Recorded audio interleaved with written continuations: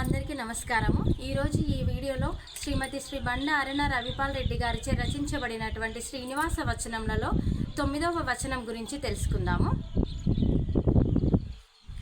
వెదుకుచుందును శాంతి నీ వెచ్చటంచు, అదిగదిగో శాంతి ఆరు బయట ఆటలాడు, ఎదిగే బాలమదిలో కొలువుంది గాని వాని పొందుటెట్లు, అందగలనే ఈ జన్మకు శాంతి శ్రీనివాస।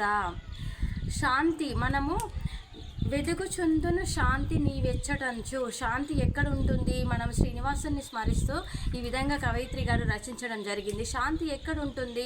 శాంతి ఎప్పుడూ కూడా స్వచ్ఛమైన మనసులో కలిగి ఉంటుంది। మనము శాంతి ఎక్కడ అని మనము ఏ ప్లేస్లో వెదిగినా కూడా శాంతి ఎక్కడ కనబడదు।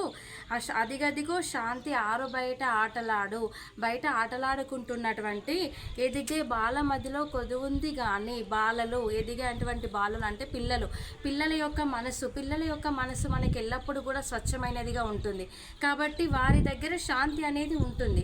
ఆ విధంగా స్వచ్ఛమైన మనసు కలిగి ఉన్న వారి దగ్గర శాంతి ఉంటుంది। కానీ వాని పొందుటెట్లు, అది నేను ఎలా పొందాలి శ్రీనివాస అని చెప్పి శ్రీనివాసుని స్మరిస్తూ ఈ విధంగా రాయడం జరిగింది।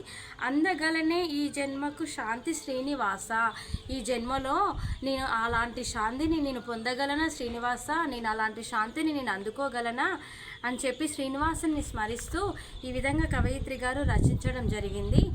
స్వచ్ఛమైన మనసులో శాంతి కొలువుంటుంది అని చెప్పి ఈ వచనం యొక్క అర్థము। ఓకే ఫ్రెండ్స్, ఈ వీడియో కనుక మీకు నచ్చినట్లయితే లైక్ చేయండి, షేర్ చేయండి, మా యొక్క సిగ్మా స్పిరిచువల్ సేవ ఛానల్ని సబ్స్క్రైబ్ చేయండి।